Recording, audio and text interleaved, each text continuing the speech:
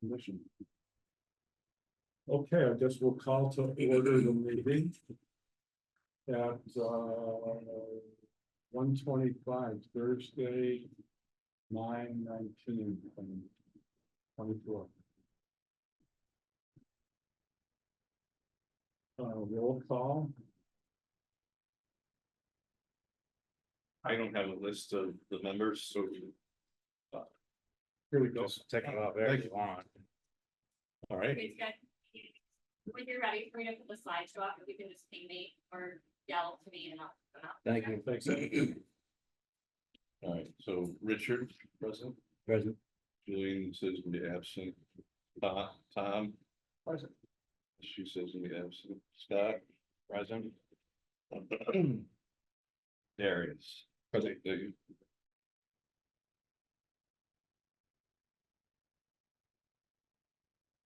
And Chairman. Present. And new member. Laura. Laura and Present. Bond. Welcome. Or with 2 R's. Yes, too. It's not a typo. So I seven, double checked in a couple different emails. LURRA. so I've got 7 members present, 2 absent, and then Council President Invetsky. Here we go.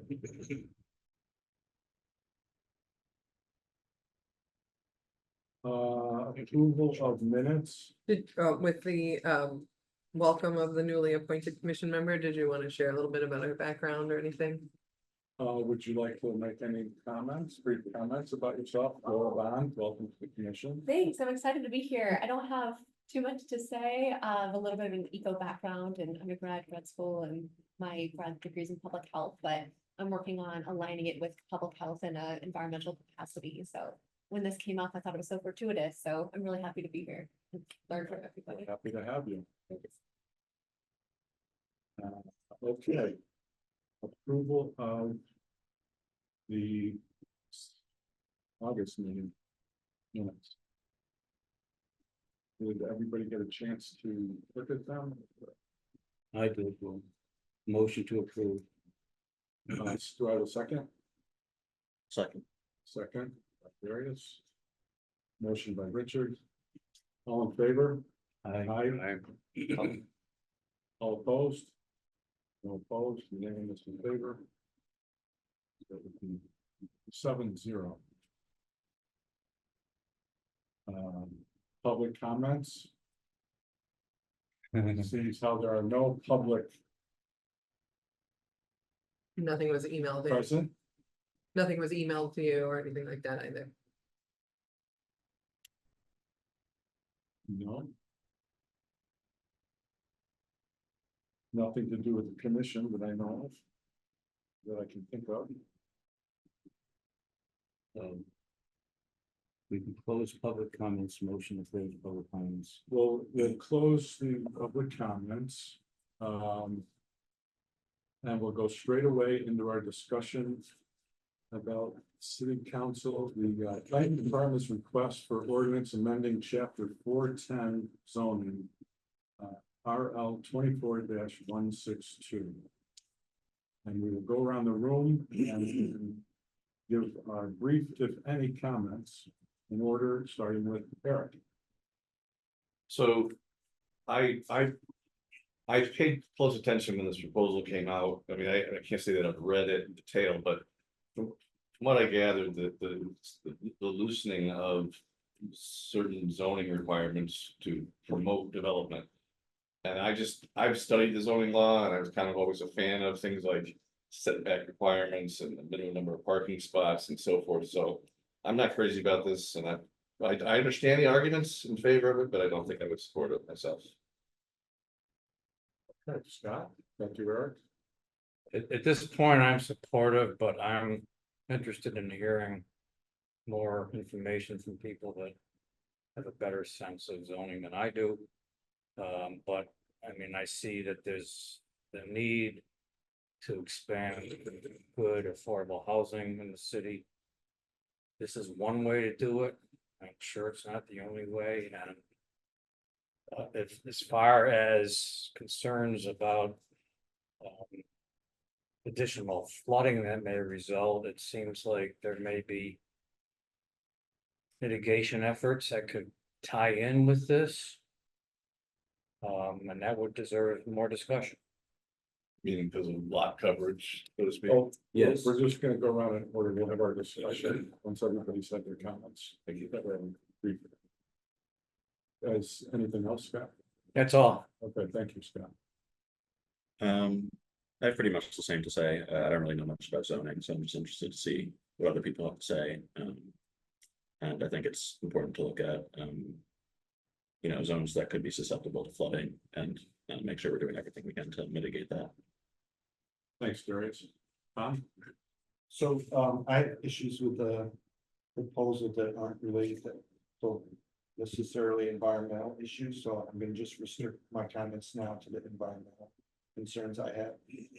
I don't see how this zoning proposal, and I'm not saying it can't be done, but I don't see at this time how it acknowledges the history of significant catastrophic flooding we've had in the area. It seems to fly in the face or defy the boundaries of the inundation area, like I pointed out in my written comments on Griswold Street. The buildings themselves are not, but they're surrounded by the area around them is surrounded by water, and some people may not realize that emergency response and other issues, even if your property is not flooded itself, if you're having a fire and the fire truck can't get to you, you're down. That kind of situation, which is real. We would experience that during the last floods. Another issue I have is that it seems like it's. I watched I would encourage everyone to watch the planning committee meeting, because it did clarify a lot of the thinking around this that I had raised in my written comments contextually. But it seems like one underlying principle of this proposal is that by building conforming congregate living space in the areas where it's permitted with the additional latitude that this proposal provides, that non-compliant housing in non-congregate living areas would be freed up as affordable housing. And the problem I have with that is that, and again, it's getting a little away from the environmental, but it's a stretch to me, like a tremendous stretch. I haven't seen the evidence of that. And the last comment I wanted to make was, I don't understand how we could make a good decision without data. Like, for example, how many proposals by developers have been made that have been compromised by the current regulations?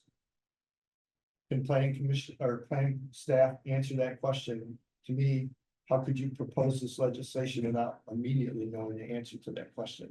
Otherwise, What's driving? it's a solution looking for a problem. To me, Anything else, Tom? no, that's it for now. Thank you. So I offered to read Ashley then, so Okay. put on Thank my you. Ashley hat. This is just reading her written comments. Hi all, I am strongly in support of these zoning updates. Many of my concerns and questions were addressed by the planning committee meeting with Tito Martinez and Sarah Glos. I suggest watching the video, and then she gave the YouTube link. I think we need to be careful about taking strong stances against something because it isn't perfect or comprehensive as we'd like. Small changes over time are positive and more realistic, attainable. And these reforms are addressing huge issues in the city that are seen across the country and are modernizing the zoning code. My notes. Again, my being Ashley. My notes. I'll echo some of the planning committee members' concerns with maintaining the parking minimums for higher dwelling units. Could the current maximum lot coverage landscape buffers be beefed up to address some of these concerns? B, I agree with some of the planning committee members' comments that a detached ADU should be allowed in R1 for family units. There are many houses in the R1 that have detached garages that wouldn't functionally fit an addition to have an attached ADU. Not to mention, this would increase imperviousness, and converting an existing structure is likely much cheaper than building a completely new attachment. So I second the notion that this could be looked into for single-family units. C, additionally, the accessory dwelling unit being defined as, quote, not more than 325 square feet in area is prohibitively small, and I suggest increasing it to truly get the benefits from the ADUs. This is something that could be investigated Yeah. by the planning department. I read 1-bedroom ADUs start at 400 square feet and 2 bedrooms are comfortable at 800 square feet. Perhaps the maximum could be 800 feet if 2-bedroom ADUs are desirable to the city, otherwise 600 square feet. D, I disagree with the notion above that reducing parking cannot be considered until the public transportation system is addressed. To me, it's a chicken egg issue, and increasing density while reducing parking could drive increased ridership, which would then in turn allow the public transportation system to improve. I think the proposed changes are a great step in the right direction. E, consider adding additional zoning language for the requirements for green infrastructure with new construction / substantial improvements, or having it be dependent on the percent impervious, or consider putting in place a minimum green area ratio in different zones. This proposal is specific to address the housing crisis. Hopefully in the future, the city can look more broadly at zoning and pursue other initiatives. Example, the form-based code identified in Blueprint Binghamton. I'm also unable to attend the meeting. There you go. But I'm supportive of this legislation. Okay, So that thanks, was, Ashley. yes, She's not here. yes. How about your own comments? So most of the lens I've been trying to look at it is how it impacts the south side. And I've requested more information from the planning department about, for example, the number of units on the south side that have attached garages, and where those are located. A lot of the land that is undeveloped in Binghamton is in the south side, especially for residential. So when we're talking about reducing the size of lots, splitting lots and things like that, a lot of that is in the south side, which is also an area where flooding and runoff is building on hills. In some areas. Yes, in some areas, Right. but yeah, so those are some of the things I'm looking at, and I've requested more information on those items.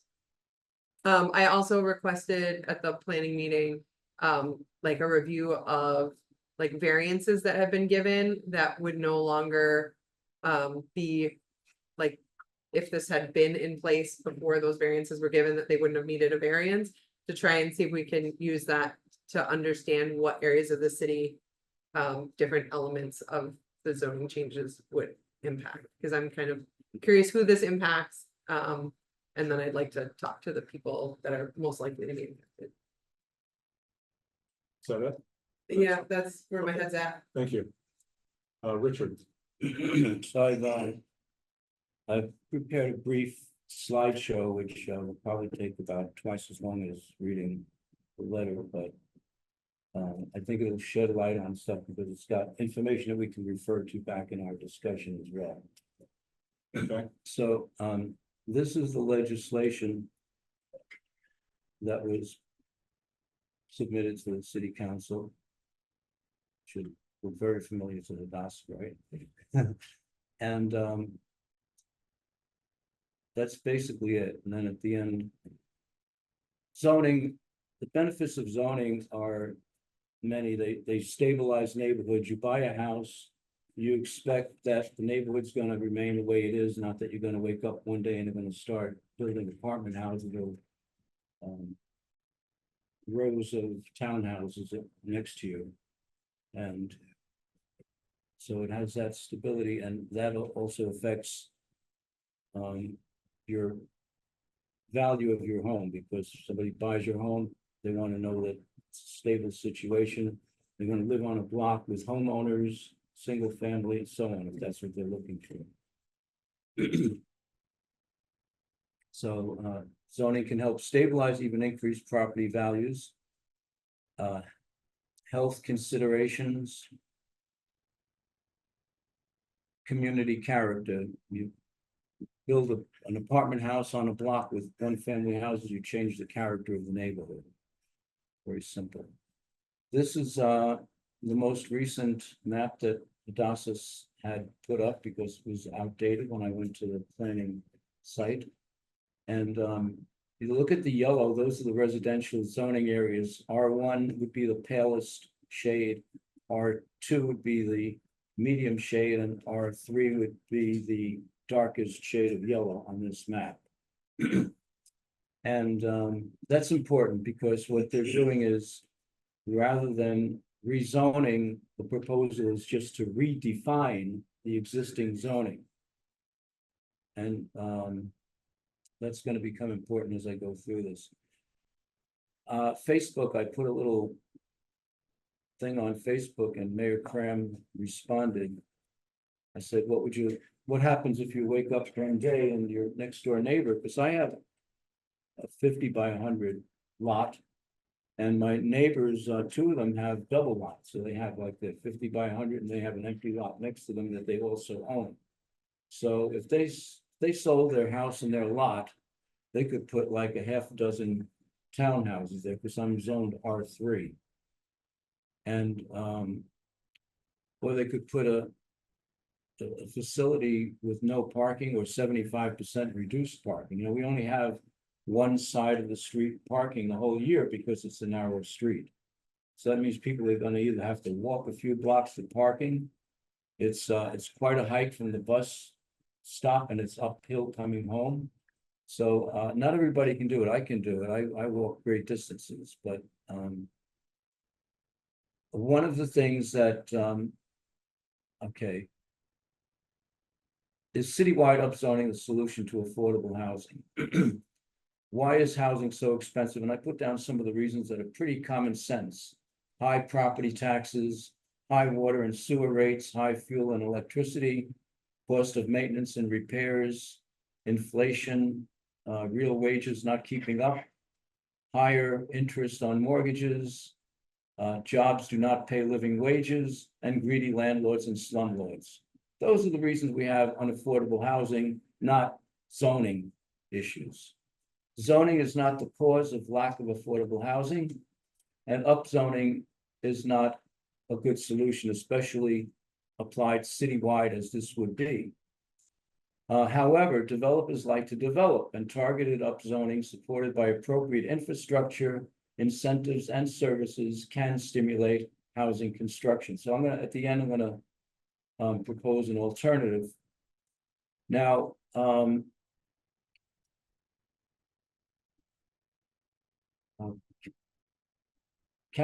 of the councilmen sent us a link to this article about if it's good for Minneapolis, is it good for Binghamton?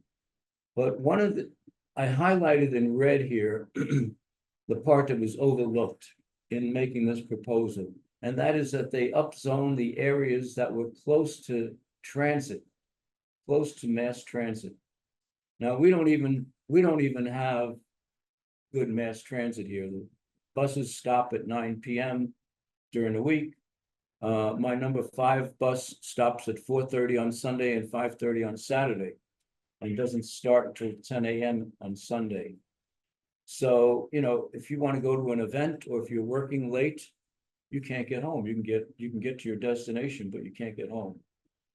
So this upzoning has to be done with respect to transit. Binghamton is a transit desert. It's a transit desert because it has either not enough transit, or you know, the buses don't run through it for like at least from 6 a.m. to midnight. We expect to have the bus. You know, New York City, of course, they run 24 hours, but. It's a desert because. It's not accessible to everybody. Can we continue this in the discussion section? Sure, sure. Respecting and working with Mother Nature, that brings up the flooding issues. Okay, and then I made 10 recommendations for affordable housing, and that's the end of the presentation. That's it. I mean, I didn't take that long, did I? No, Okay. no, that's fine. So, what I would say is that I don't think builders are gonna go for the R1 and R2 anyway, they're going for the R3. So, and the R3 is not located, okay, wanna go Can you, later? can in the you put your discussion? recommendations up on Basecamp? Sure, I can put the whole thing up on That'd base, be- I just that'd be finished helpful. it a Because- couple hours No, ago. that's great. We could refer back to it, I think would be helpful. Okay, Laura, I know you're new and I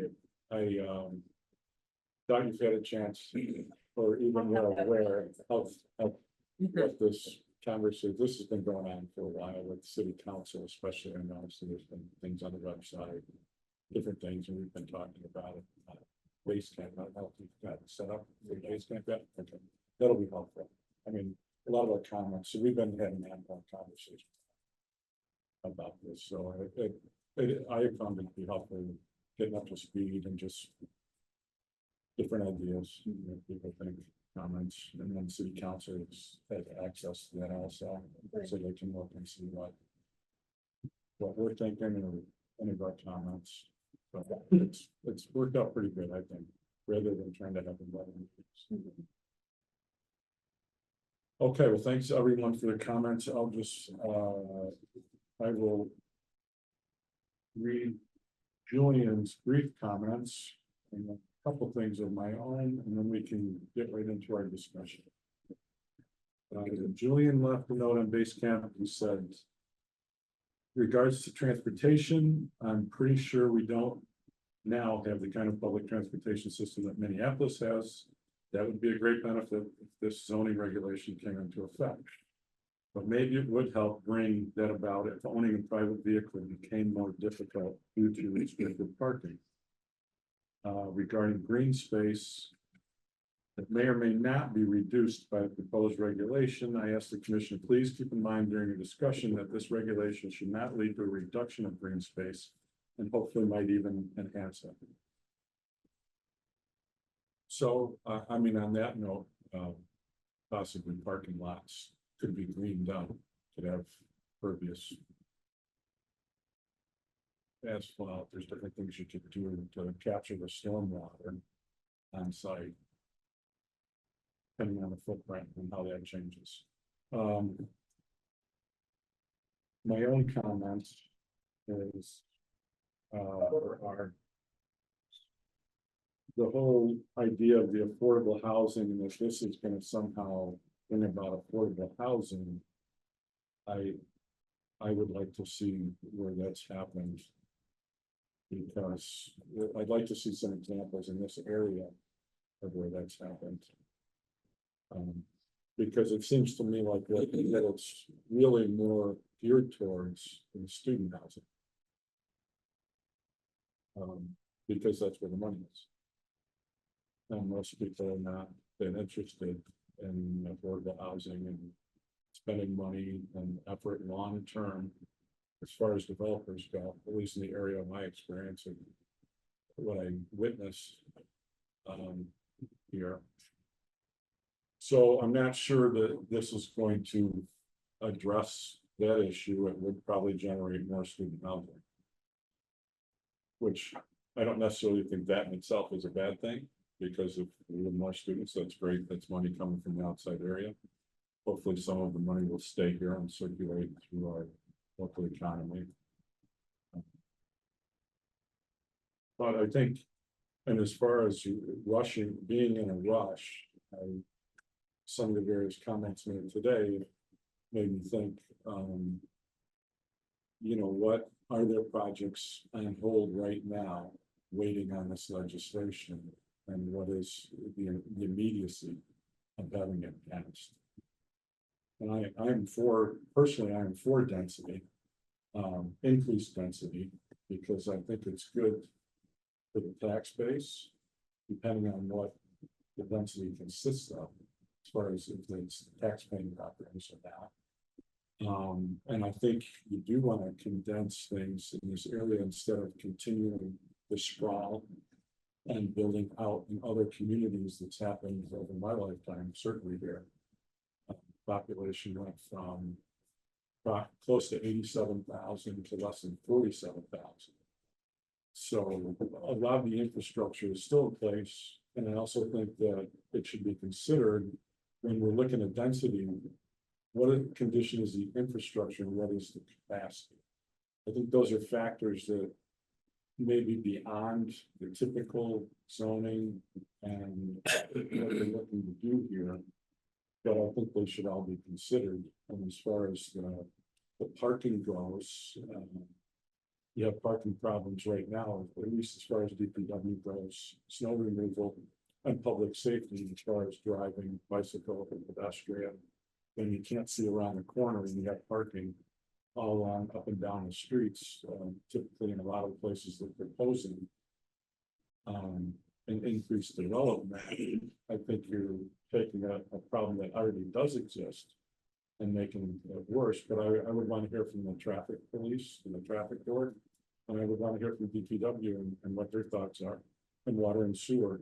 And I think it's important to tie all the different components together before you push something through for a particular reason without looking at all the consequences. And the stormwater and the floodplains, if you look at the updated maps, you see at least one of these proposed areas is definitely in the floodplain. And as Tom mentioned, with the fire trucks and what I witnessed during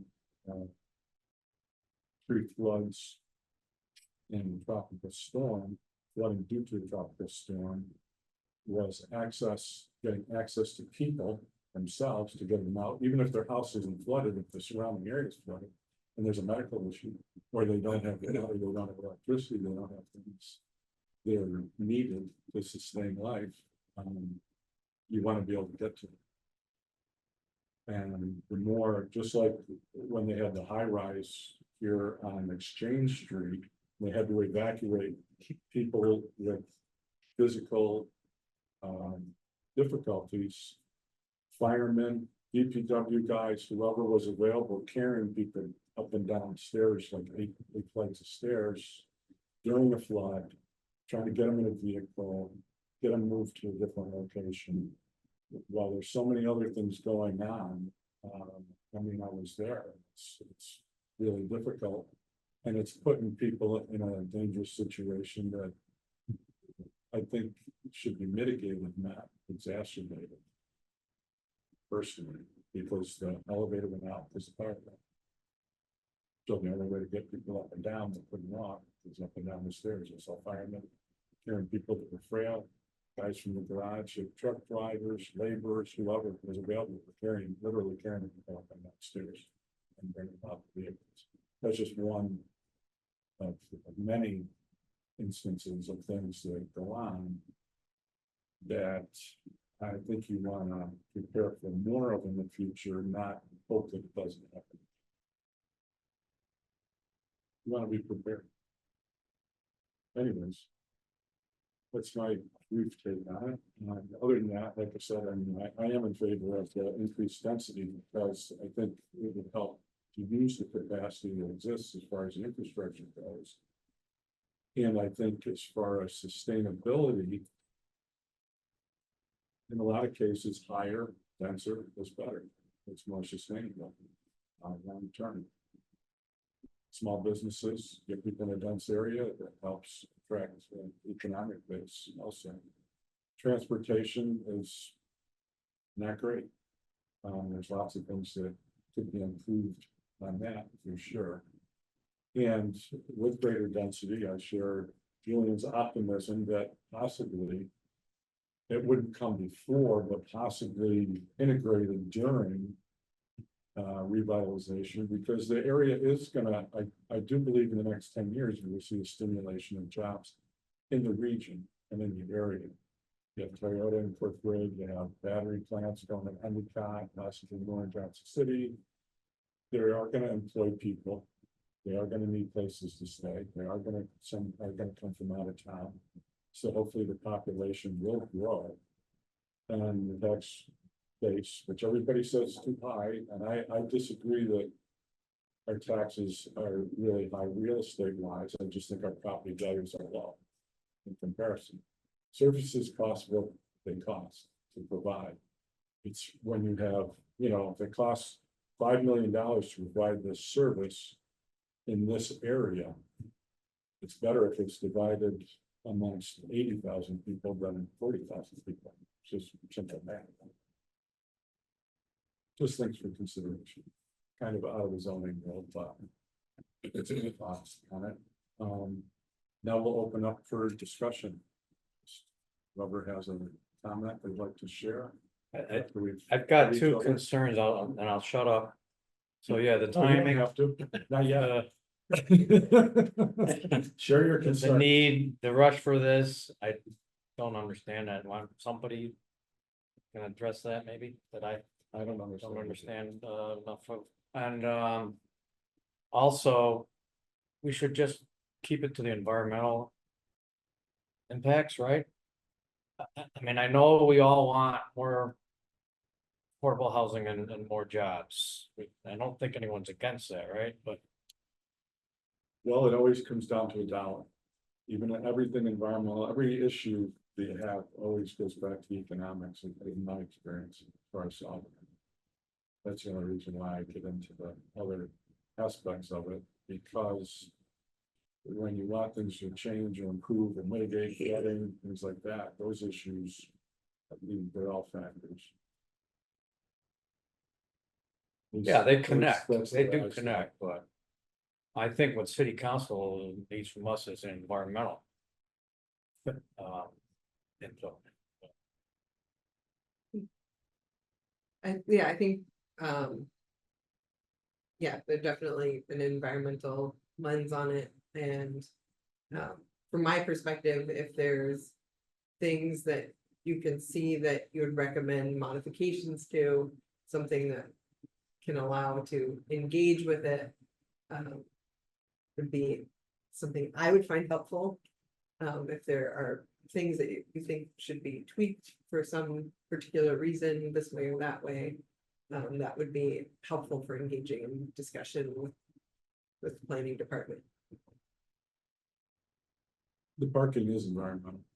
And that's stormwater issues for one environmental issue. Right off the Yeah, bat. yeah, One of the things they do is they redefine what senior housing is.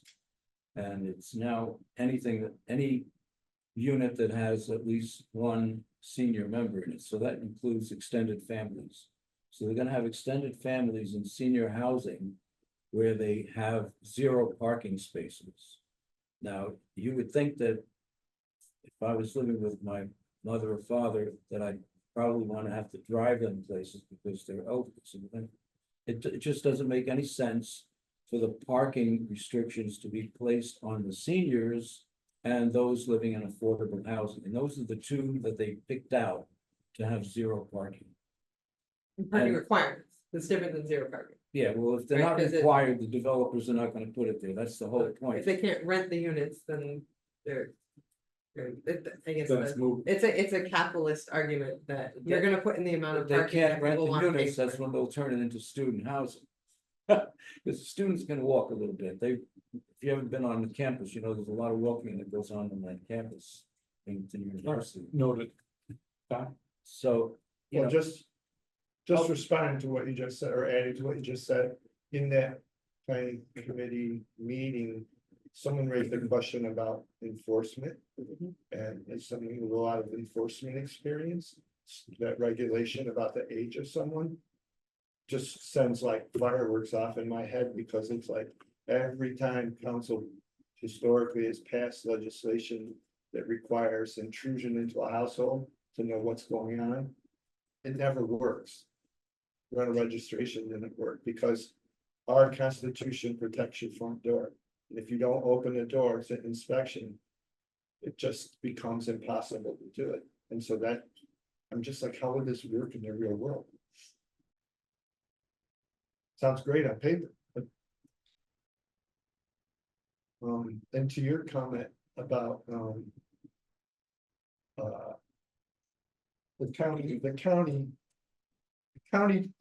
the mass transit system, that's a bus system, is controlled by the county, right?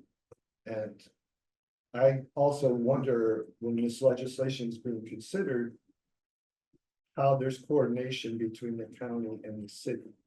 Because the interest in public transportation countywide is not necessarily aligned with the interest of mass transportation within the city of Binghamton, particularly within the high density areas of the city of Binghamton.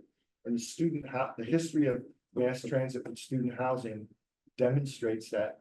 It's like a case study, because in the 1970s, when I was a sophomore, I believe, or junior, the county made an agreement with the university to allow you to pay a flat fee and use your ID card to ride for free on the transit system. And the housing market moved out of Johnson City into the west side of Binghamton, like within a matter of 5 to 10 years. It was astonishing. The student population shifted because that's where those transit routes are. And so I kind of take it, I don't look at it as a chicken egg kind of thing. I really think if the transit's there, it will support the density, and the development community will tell you that right off the bat. Yes, and what Tom just said is pretty much what Mayor Cram told me, because I asked him about this on Tuesday. You left early. Yeah, I had to leave. You missed the best part. He said that the county is not likely to increase the transportation because the legislators are mostly from the rural areas. Right. What about the university? Well, the university, you mean their own buses? They have them. Yes. Harper's Ferry. So there's a So question that's there. for the. So there used to be, you not for could the ride on seniors. the OCC buses, if you were a student, you could just get on the bus. You can't do that anymore. Yeah. So they've gone the opposite direction, and I understand why they probably did it, because their buses were filled up. Lawsuits, Liability. liability, guarantee all students have health insurance. Yeah. And all sorts of other. Okay, There's only that's a one, subject for another time. there's only one line that runs on Conklin. But that's about it for the south side, and there are graduate students that live on the south side, and other students, after 1 year, they say they're not doing it anymore because they can't get home at night.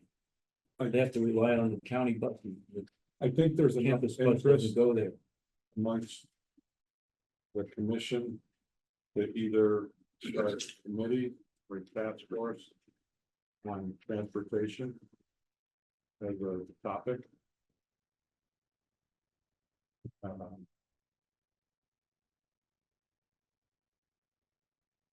Does anybody disagree with that?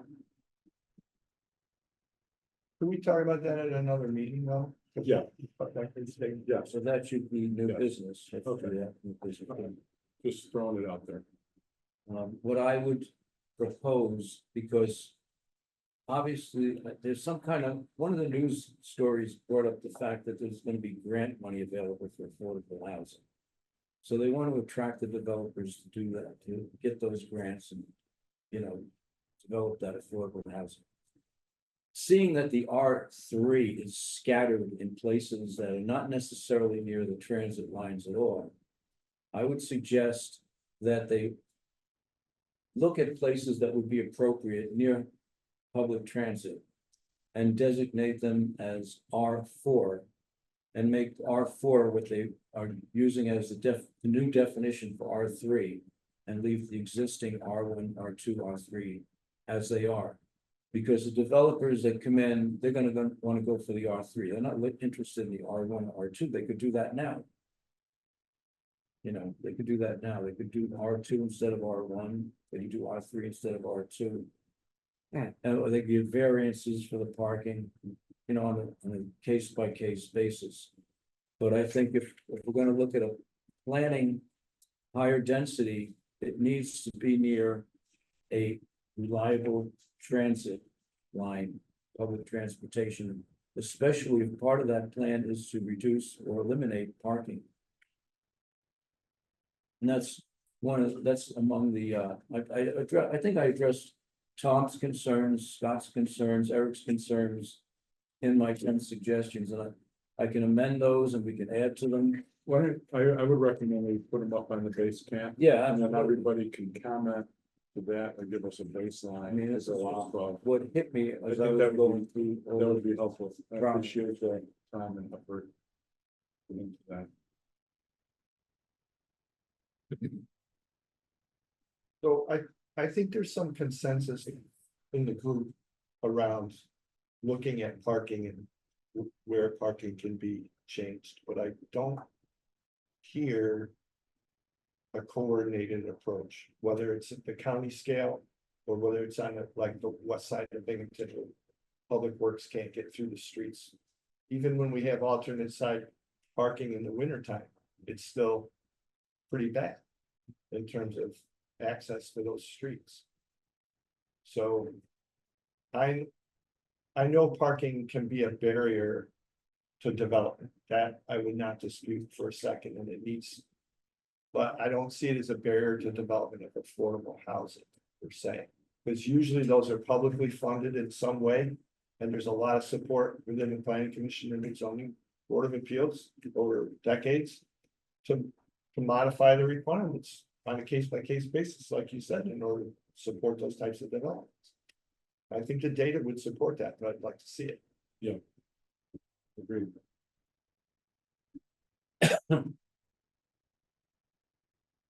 Any other comments for today?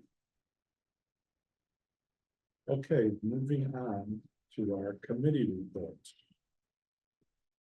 Bylaw update.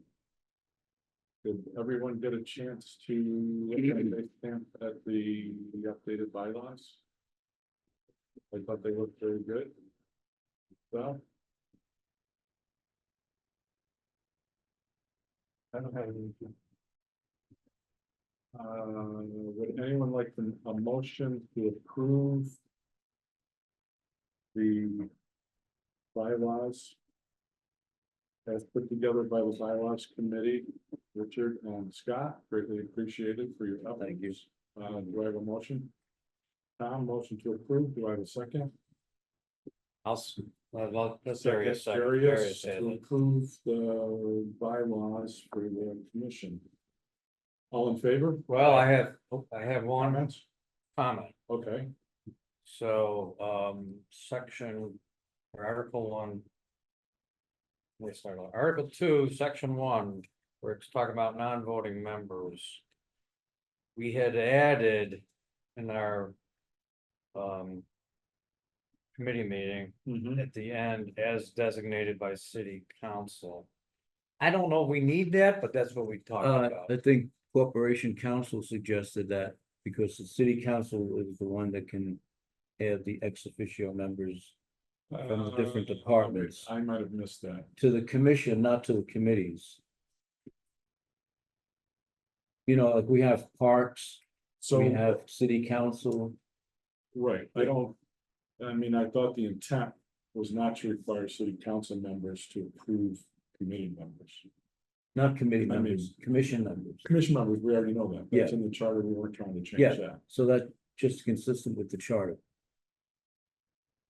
So should we have it in there or not? Yeah, because it's consistent with the charter and Corporation Council pointed that out when they went through it. I guess they're gonna go through it again, right, after we approve it, I would imagine. Whether they do or not. but that's Here nor what there. we did. That's why that's there. Let me take a look. Can I read Sure. that quickly? Yeah, I added it to that. So what did you have? As designated by city council, that's, I don't. As think we far need as- that. For committee members? yeah. I don't think that was the purpose of. Having committee members were just brought in That's what we and voted by. originally wanted, but now. Not committee members, commission members. Commission members are appointed by city council only. Exactly. So that's Committee why we members. put that there.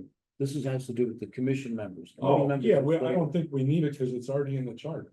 Well, the corporation council stuck it in, so I figured we'll Okay, point it out just so that we don't have to go to the charter to see it. they can have it if they'd like. It just makes it the same as the charter. It's not- Okay, all right, so we'll. With that amendment, That's already in there though, isn't it? No, It's not. so can you update that?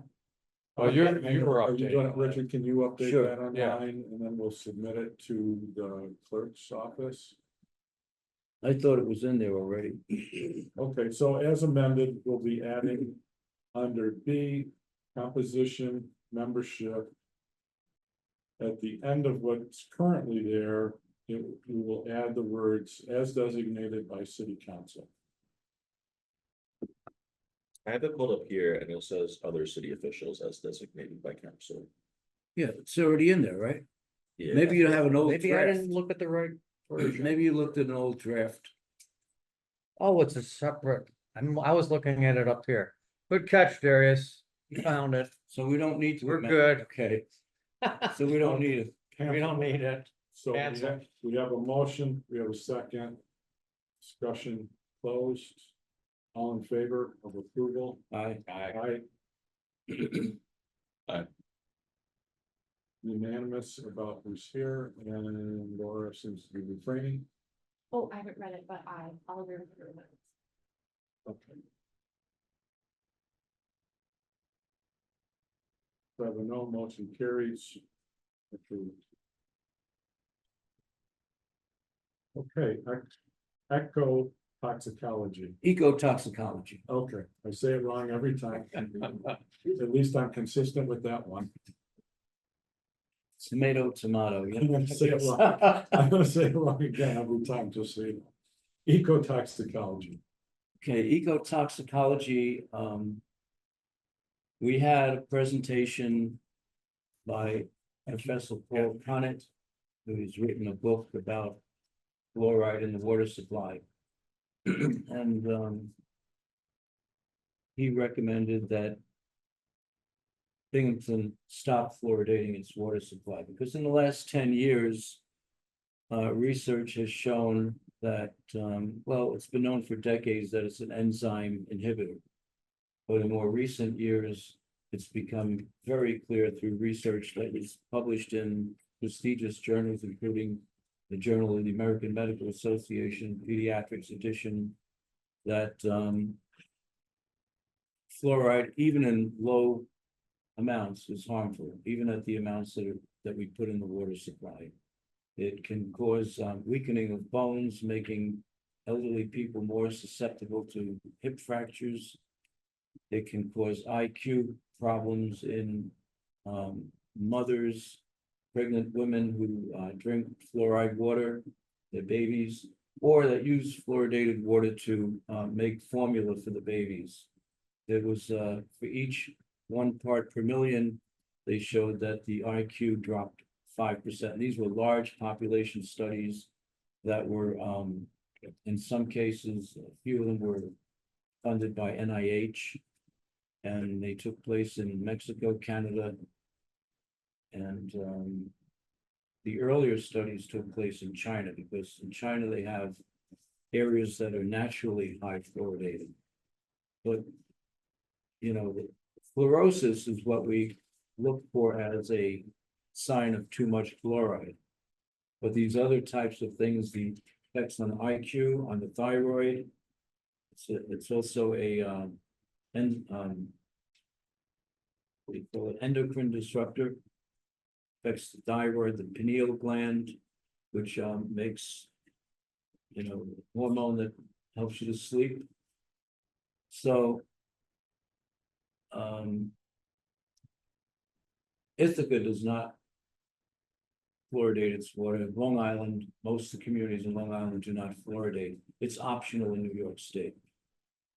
So Professor Connick recommended, I don't know if you got a chance to see the presentation, it's on YouTube, that Binghamton stopped fluoridating its water. And at the last meeting, we had a discussion and we took a vote and we decided that we wanted to bring to the commission a recommendation to, move forward with that recommendation that Binghamton stop fluoridating its waters. You should also mention that the source of the fluoride is an industrial waste and it has arsenic and all kinds of other contaminants in it. It's not the sodium fluoride that you find in the toothpaste, which is, pharmaceutical grade. It's a waste product of the fertilizer industry. Used to be from the aluminum industry, but we don't have too much of that anymore. It's from the fertilizer industry. Studies also have shown that the fluoride is best applied to the teeth as opposed to ingested. And there's like no real medical benefit to ingesting the fluoride itself. So that's part of the reason why we are also making the suggestion not to fluoridate the water anymore, because we do have it in like the toothpastes and other products where it can be applied topically, and as opposed to being put into the public water supply where people don't really have the choice whether they want to ingest it or not, or apply it to the teeth topically. I just feel like it doesn't make much sense to Yeah. be putting a medical product into the water supply where people don't really have a choice. And there's no control over the dosage. Yeah. You're actually medicating the population, but you're not telling them, okay, only drink 1 glass of water a day. Some people drink more. If they're athletes, they gotta drink a lot. If they're diabetics, they may drink more water. Children might be more vulnerable to the effects. People with low thyroid would be more vulnerable as well because it will further decrease the thyroid function. So, there's a lot of good reasons and there's a ton of research. He gave me a reference list. I looked up some of the papers. They're very legitimate scientific studies. And the CDC is behind, the EPA is behind. They've been asked to study this for 18 years. They're dragging their feet.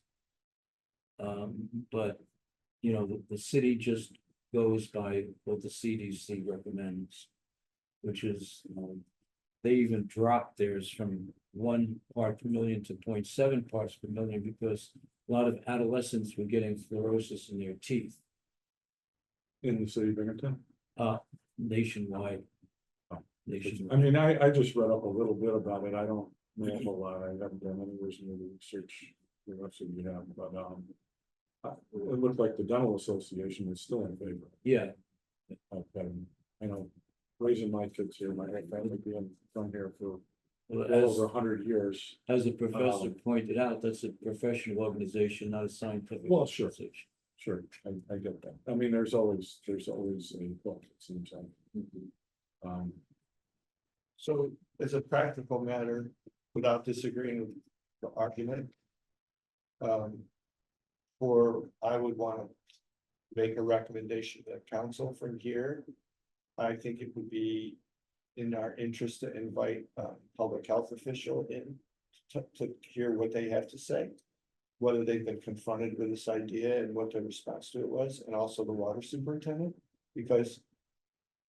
If we made a recommendation without soliciting that input, council's probably gonna get that input one way or another, and. I would just be more comfortable if I knew how the water superintendent was looking at it. The current, who happens to be now, but his position. As superintendent requires him to provide the healthiest water possible, and. The presumption that I would have is that he's doing his best to do that. Whether he's right or wrong, but I would want to give that person the respect to hear what their position. Along with somebody from the Broome County Health Department. Yes, because putting it into water supply, as I understood it, was a public health issue. It was a simplest way to ensure that the broadest population would have that exposure to fluoride. Now, that's a historical legacy circumstance. So It also give information. is there other ways to do it Not the now? best way to- Or is someone else gonna come in and say, wait a minute, like. The toothpaste is a great thing if you're like able to buy a $4 tube of toothpaste, which is about what it costs now.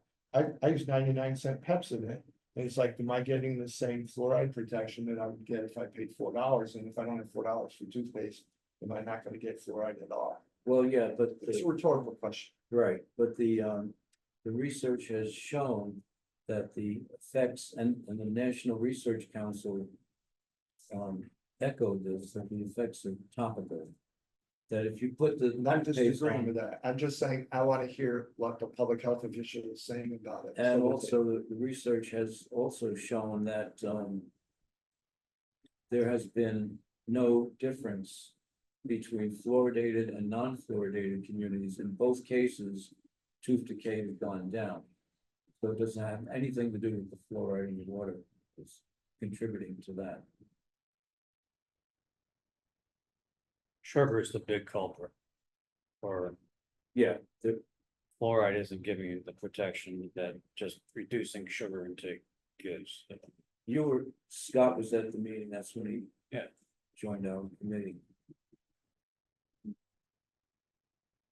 What did you get out of it, Scott? Well, I was convinced. Yeah. Dr. Connor made a strong case. The public health research as it is now, it's very much in favor of fluoride, but with that old research just being with the tooth decay and the fluoride, but I think with the new stuff coming out, I know when I did my master's in public health a few years ago, it was leaning towards. There is the stuff coming out, endocrine disruptors, all those, but I would have to go and watch the YouTube video that he put out because I know like on a general public health basis, that's not out there yet. They're still going by maybe the CDC and what they recommend. And as of now, the CDC still recommends fluoride in water. So I'm curious if we were to get someone from the Broome County Health Department in here, really how much of kind of the more personalized research that's being done on the endocrine disruptors. That's just not necessarily a public health issue. That's more like the personalized health issue. So I'm curious. I think that's a great idea to have someone from public health, but they probably would be coming in from that one preventable side only with tooth decay and not these other instances that are up and coming. So that's interesting. Well, the water superintendent is Yeah. required to put out the water quality report every year. And He also testing. gave us a PowerPoint presentation. And the minutes to our meeting you can find on the city website, and if you plug. City of Binghamton and ecotoxicology into YouTube. It'll come up. I'm also curious, the study, would they be like a similar? Because Binghamton's socioeconomic demographic, I think, in general, like just without having data in front of me, would benefit from fluoridated water versus like if it has kind of a higher like maybe they would be able to reduce the fluoride because of that instance. And I guess my fear would be more harm being done removing fluoride in this community versus other communities of New York, but that's just another consideration. But that's assuming that fluoride has a beneficial effect if taken systemically. Yeah, But that's not what the research shows. okay. It shows deleterious effects at levels that were fluoridated in the water, but no beneficial effects, only from the topical application. Interesting.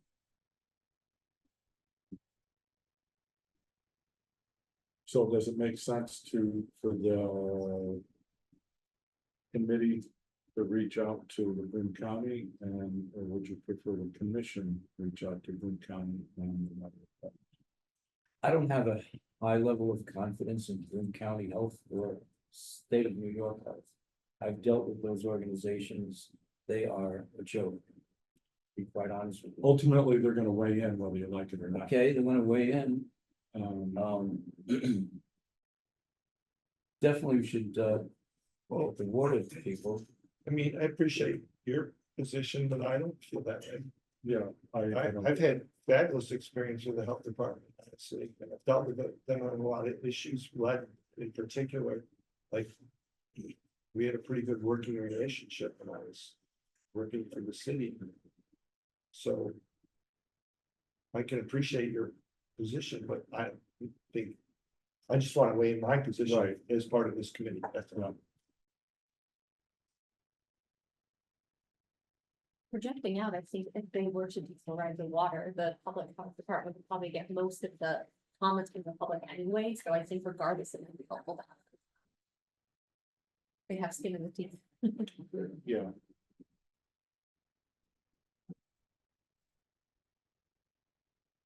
So what would we do, invite them here?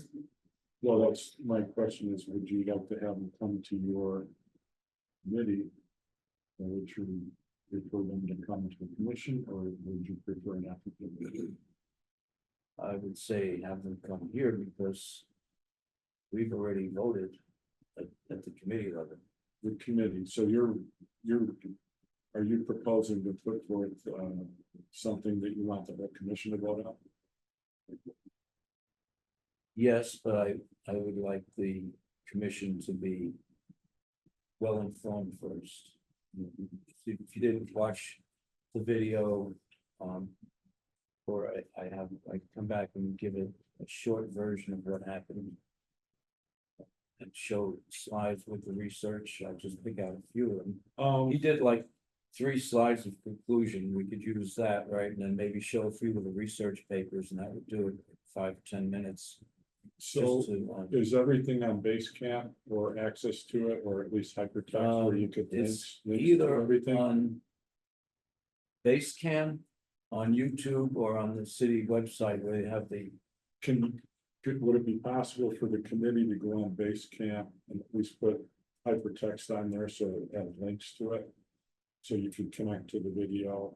And Okay, the sure. information and give Sure, people put a it little all more in time to place, digest it, because like I said, I did read some things, I did go online, look at some different things. sure. But it was limited. So like I said, some states mandate it, New York State does not, so it's kind of mixed, but Ithaca, it comes up every once in a while, and they always vote to not fluoridate the water.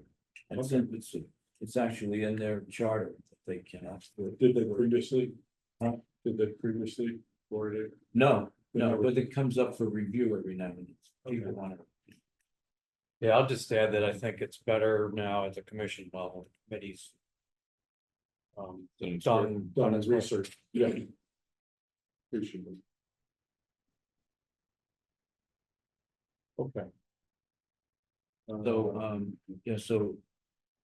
Do you have people that we should contact, or are you gonna do it? I will. Okay, I will Thank you. to who we have to get. And the I water- know the water supervisor, water I can contact him.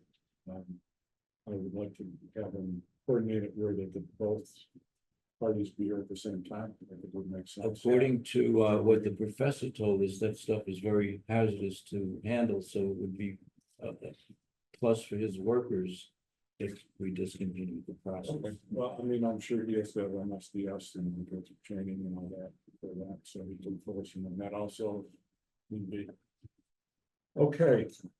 So I will look into contacting the health department and the water department and checking on their availability.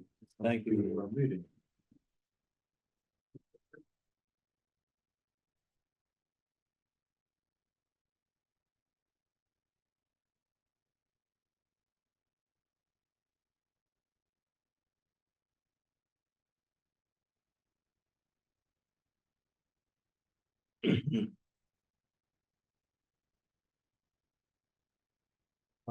Next.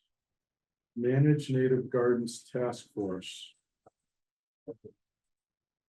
I think we haven't, I believe the committee has not had a meeting yet and hasn't formalized anything to. Take care, Darius. Bye, Darius. I'll bring something to the next meeting when we talk about that. Okay, thanks, Tom.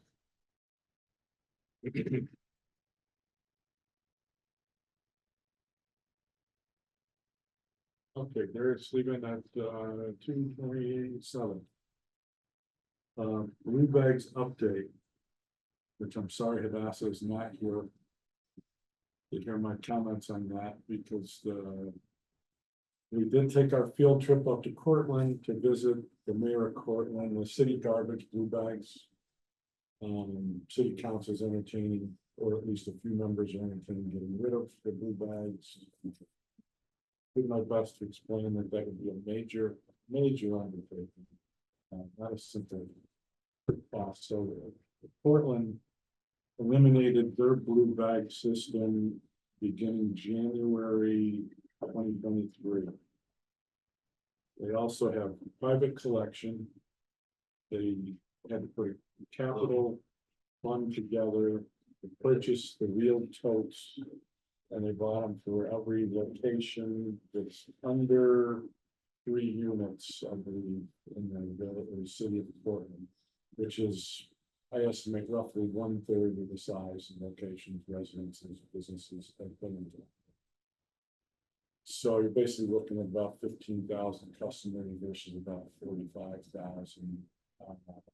And they hire out to a local firm. They got the 2 totes. Anybody that needs more than that pays $250 a year for an additional tote. So they're 95 liters. And the mayor's concerned, the mayor himself being a property owner. In the city, was very concerned with the vermin, rats, whatnot, garbage all over, and code issues, people piling up garbage. Because the cost of the bags, and it got into many issues. It sounded like Portland, which I would say we have some of those same issues. I don't know to what extent it would be comparable in Binghamton to Portland. But one of the first things he mentioned when I asked, he said that, well, first of all, they're collecting from fewer people, because anybody with 3 units or more is responsible for getting rid of their own garbage and recycling at those locations, who owns the property. They're not available to be picked up. Who the city of Portland has contracted with. So they have to hire private? They have to hire their own, do it themselves, however they obviously do it. That's their responsibility. So that's a biggie. Also, the volume of municipal solid waste landfill to the county landfill up there. Just that portion of it, even though we're collecting from fewer properties now, more than doubled.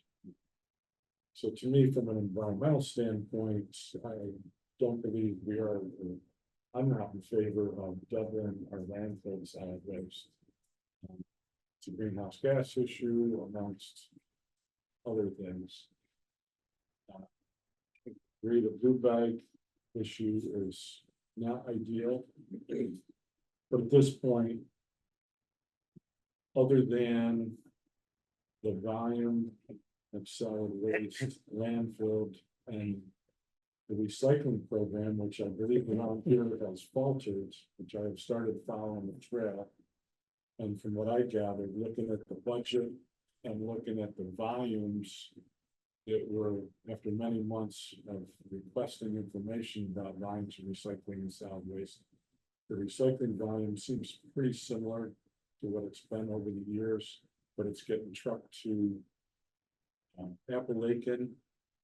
And I hope this is, my calculations are missing a component, because according to their budget, and their volumes, that would mean it costs $85 a ton at the sorting facility in Appalachian, where municipal solid waste per ton is $45 a ton for garbage at the landfill.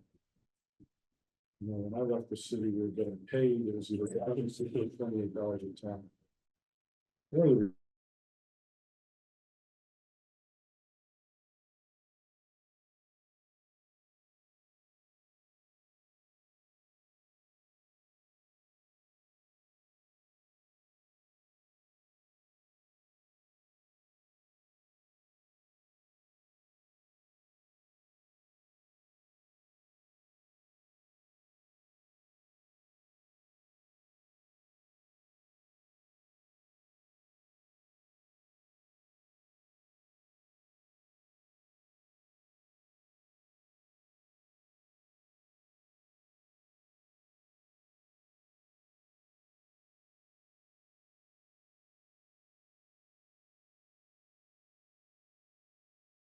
I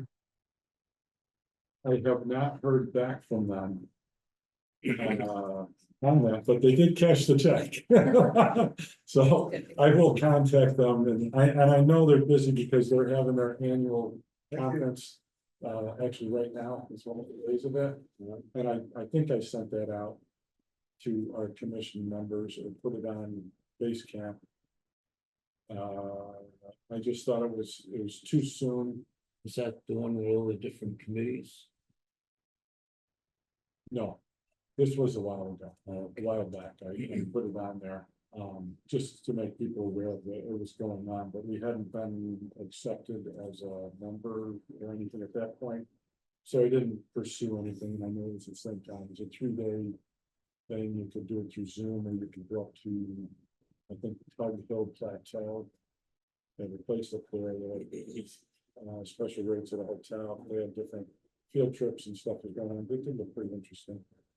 So maybe next year, if members are interested in that. But also, once we get it formalized there, that will officially give us a single seat on a voting seat on the Broome County Environmental Management Council. So once we get all that officially documented, we can come back and vote on who would like to be a member of the EMC. That's a representative of the commission. So I'll keep everybody updated on that. And then city data info records access update. I did finally update the information that I had foiled. I requested it first, waited for several weeks, didn't get any response. So then I foiled the request for information, which used to just be posted on the city's website as far as the solid waste report every year, which why they don't do that, I really don't have any idea. But I did upload that to Basecamp, the quantities. I put them in with my spreadsheets just to look at them, to look at the numbers and see if it's going up, going down. And I read through the 350 and the city charter and solid waste, municipal solid waste, because we had passed legislation for city council 10, 12, probably 12 years ago, passed legislation where the large items that wouldn't fit the bags, they had to put a sticker on. We had to pay them, and that we within a year we reduced the solid waste considerably. I attribute How long some of did that that go for? As far as I know, I don't see where it changed. It's still written in there. They just stopped requiring that on their own. They just don't. But I mean, do you know how long it was actually in effect? It's Yeah, I think it was in effect for 2 years, but about 2 I years. was still the commissioner after it got put into law. It was in effect. And I kept the spreadsheets on the revenue that was brought in, the reduction in solid waste, slight increase in recycling. Which now I have updated since then, and it has surprisingly, according to the records that they sent me, stayed down for allowing more solid waste. It fluctuates somewhat, depending on what's going on here. Yeah, I noticed that it kind of took a little dip in 2016 and then it came up to where it was before, but it was. Yeah, there's different reasons for different things, different years. I assume 2022, they didn't collect. Probably all the data. The numbers are really low, And that probably could be, because of COVID. yeah, that could be part of it. I don't know how accurate the data is. It was higher or lower? Well, much lower, it was hardly only 10,000 something tons. So no 10,000 300. That's recycling, Am I looking at recycling? 3,000 something tons. But maybe be higher. No, solid waste. Disposable masks. It might be one category of solid waste, but as far as what was a landfill, it was Oh, over 10,000. I still see them in the gutters.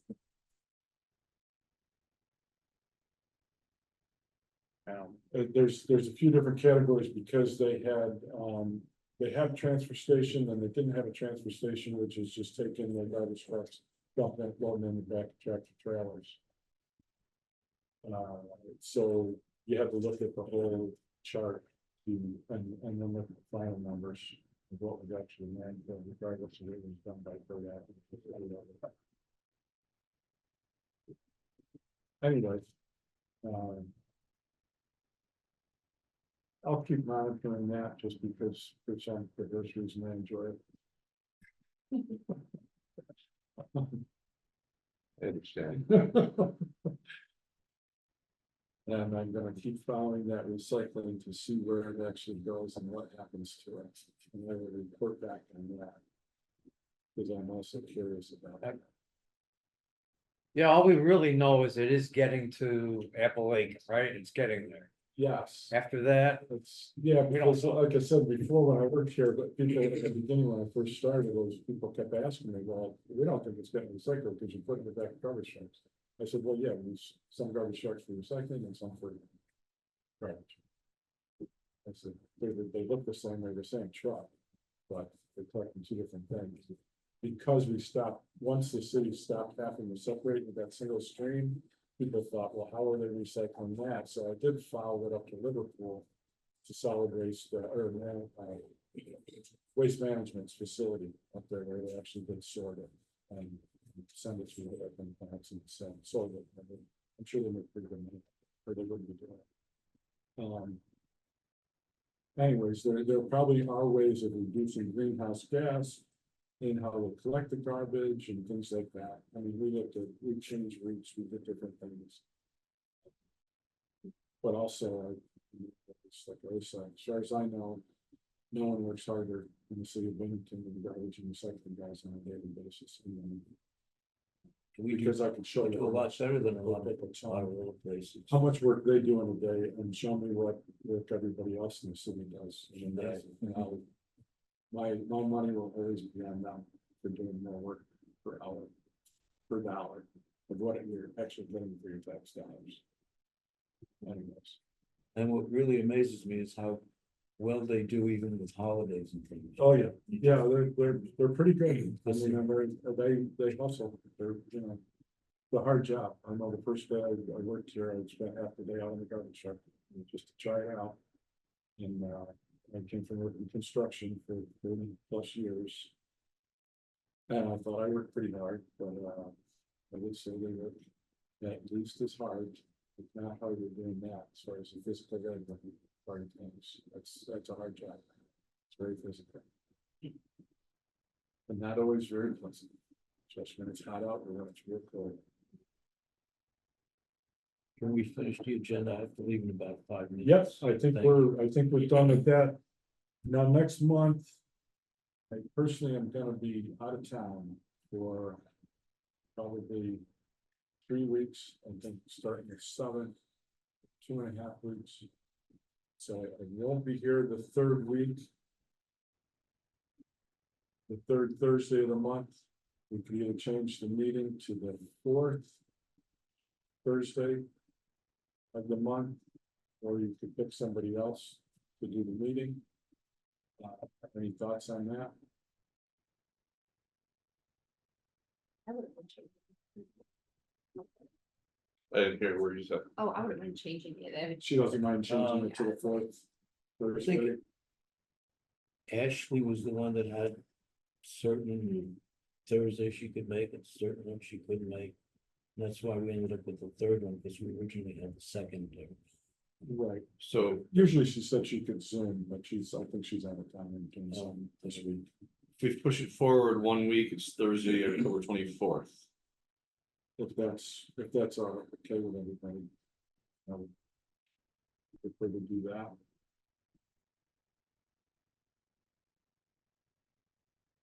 all right with me. It's fine with me. Or if I came to the meeting on the week before, I'd have to get the course, so. It's- All right. Avoid that. Okay, yes. That would be good. Still at 1:15. So I would appreciate it. The lunch hour. Yeah, let's stay with 1:15. Because I know Hadassah has to leave, so we're Yeah. trying to balance it out. I'm trying not to make it cut into the clerk's lunch hour, but also trying to give Hadassah time to go through the meeting. And Okay, so, then Darius has to leave at 2:20, 2:30. so let's stay with 1:15. And would be, Eric, what was that again? The 24th, 10, 24, 24. That good range. I'll let the clerk know, and I'll post the agenda. I was a little late this week. I don't know what happened to me. And then after that, we'll go back to the third. And after that, we'll go back to the third Thursday and try and keep consistent on that. You have to motion and vote that change, or we can just do it.